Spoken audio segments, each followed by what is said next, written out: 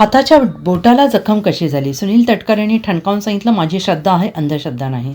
नाशिकमधील बंधुबाबा अशोक खरात प्रकरणामुळे राज्यातील राजकारण चांगलं ढवळून निघालंय. बलात्काराच्या आरोपाखाली अटक झालेल्या खरातचे रुपाली चाकणकर यांच्याशी असलेले कथित आध्यात्मिक संबंध समोर आल्यानंतर त्यांना राज्य महिला आयोगाच्या अध्यक्षपदाचा राजीनामा द्यावा लागला. तर रुपाली चाकणकर आणि सुनील तटकरे यांच्या हातावरील जखमा आणि त्यावर मलमपट्टी केलेले फोटो सोशल मीडियावर व्हायरल झाले. हे फोटो काही अघोरी पूजा किंवा अंधश्रद्धेशी संबंधित असल्याचा आरोप विरोधी पक्षांकडून केला जातो आहे. यावर आता राष्ट्रवादी अजित पवार गटाचे प्रदेश अध्यक्ष सुनील तटकरे यांनी त्यांच्या बोटाला नेमकी जखम कशी झाली याबाबत स्पष्टीकरण दिलंय.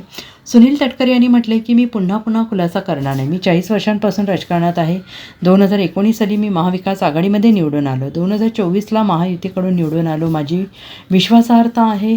लोकसभा निवडणुकीचा अर्ज भरतानाच्या 2 दिवस आधी अलिबागला ॲडव्होकेट प्रवीण ठाकूर मला भेटायला आले. त्यांना भेटून मी निघालो असताना त्यांनी दरवाजा लावला. त्यावेळी माझ्या बोटाला जखम झाली, असे स्पष्टीकरण त्यांनी दिलं. तसेच माझी श्रद्धा आहे, अंधश्रद्धा नाही, असं देखील ते म्हणाले. दरम्यान गाडीचा दरवाजा बंद करताना बोट अडकून जखम झाल्याचा दावा रुपाली चाकणकर यांनी केला असून या संदर्भात व्हिडिओ त्यांनी सोशल मीडियावर शेअर करत स्पष्टीकरण दिलेलं आहे. शिवसेना ठाकरे गटाच्या उपनेत्या सुषमा अंधारे यांनी तंत्रमंत्र आणि पूजाविधी दरम्यान अनामिका कापल्याचा गंभीर आरोप केला आहे. या आरोपांना चाकणकर यांनी 4 दिवसांनी उत्तर दिले. याचवेळी सुनील तटकरे यांनाही गाडीच्या दरवाजात बोट अडकून दुखापत झाल्याचं आनंद परांजपे यांनी म्हटलं होतं. दोघांनीही बोटाच्या दुखापतीबाबत समान प्रकारचे स्पष्टीकरण दिल्याने या मुद्द्यावरून नवा राजकीय वाद निर्माण होण्याची शक्यता व्यक्त केली जाते आहे. कोणी काय उत्तर द्यावं मला माहित नाही. माझं बोट लोकसभेच्या निवडणुकीचा अर्ज भरताना त्याच्या 2 दिवस आधी अलिबागला कशा पद्धतीने ॲडव्होकेट प्रवीण ठाकूर माझ्या जिल्ह्यातील एक नामांकित सिनियर वकील आहे, ते मधुशेठ ठाकूर म्हणून आमचे माजी आमदार होते, त्यांची समाधी आहे. त्यांच्या गावाच्या समाधीला दर्शन घ्यायला गेलं तेवढा ते प्रवीण ठाकूर मला भेटायला आले. मग प्रवीण ठाकूरांनी कबूल केलं की ते माझ्या समोरचे उमेदवार अनंत गीतेचे काम करत होते, पण कौटुंबिक नात्याने भेटायला आले. त्यांना भेटून मी निघाले असताना त्यांनी दरवाजा लावला. त्यावेळेला माझ्या इथे जखम झाली. तिथेच तोंडीच्या हॉस्पिटलमध्ये जाऊन आज मला स्टॅपलही टाके मारले. ते नंतर मी दिल्लीत आलो होतो त्यावेळेला सुद्धा होतं. आपण जर का माझ्या दिल्लीमध्ये आल्यानंतर बघितलं असेल ते होतं. आता याचा अर्थ कोण कुठे लावणार असेल तर दुर्दैव आहे, याच्यापेक्षा काय म्हणू.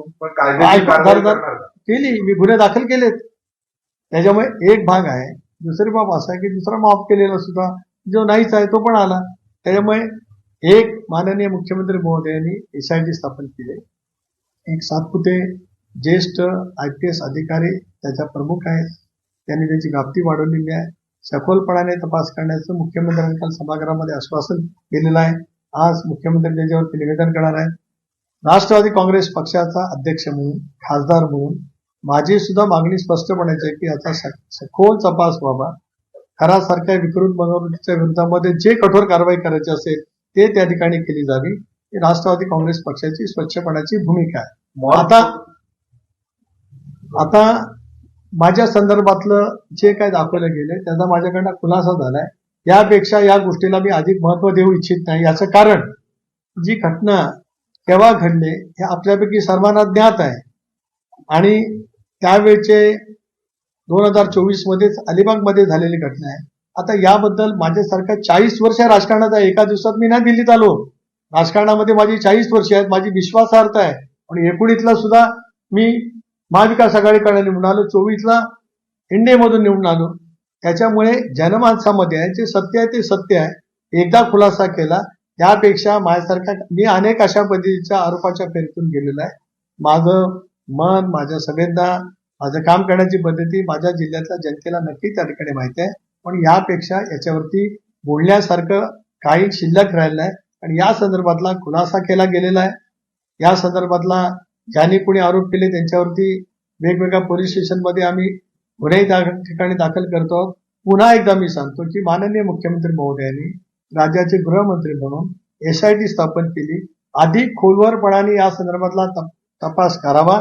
जे कोण दोषी आढळतील त्या सर्वांच्या वरती कारवाई करावी. खरासारख्या विकृत बनवणुकीवरती सुद्धा कायद्यामध्ये जी तरतूद असेल त्या तरतुदीप्रमाणे त्याप्रमाणे कठोर कारवाई लवकरात लवकर व्हावी अशी ज्यांचे अशी फोटोज आहेत अशी अशी तर अशा माझी पद्धतीच्या मागणी पूजा आहे. तुमच्या समोर कधी झाल्यात का? तुमच्या समोर अशा पद्धतीच्या कधी पूजा झाल्यात का? कारण अनेक मंत्री दिसत आहेत की जे पूजा करताना दिसत आहेत. तुमच्या समोर अशा कधी पूजा झाल्यात का? तुम्ही तुमचे फोटो आहेत म्हणून हा प्रश्न आहे. कधी तुम्ही अशी पूजा केली आहे का? नाही, बघा, आपण सुद्धा राजधानीचे पत्रकार आहात आणि आपण सर्वजण एक आध्यात्मिक विचाराचे आहोत आणि मी श्रद्धा मानणार आहे, पण मी अंधश्रद्धा नक्की नाही. अनेक वेळेला आपण आमच्याकडे गणपती येतात, गणपतीच्या निमित्ताने पूजा असतात, महाशिवरात्रीला जात असतो, तर रामनवमीच्या निमित्ताने अनेक मंदिरामध्ये माझ्या गाठीपिठी वर्षानुवर्षे होत असतात. त्याच्यामुळे कुठे मंदिरामध्ये जाणं म्हणजे काहीतरी तुम्ही दोष करणं असं नाही. मी पुन्हा एकदा वारंवार आपल्याला सांगू इच्छितोय पूर्णपणाने की या प्रकरणाची सखोल चौकशी केली जावी आणि त्या सखोल चौकशीतून सर्व काही सत्य राज्यातील नव्हे तर देशाच्या जनतेपुढे माननीय मुख्यमंत्री महोदयांनी लवकरात लवकर आणावं आणि कठोर कारवाई करावी, एवढंच माझी या विषयावरचं मला आपल्याला सांगायचं आहे. Bureau report SVN Marathi, Nashik.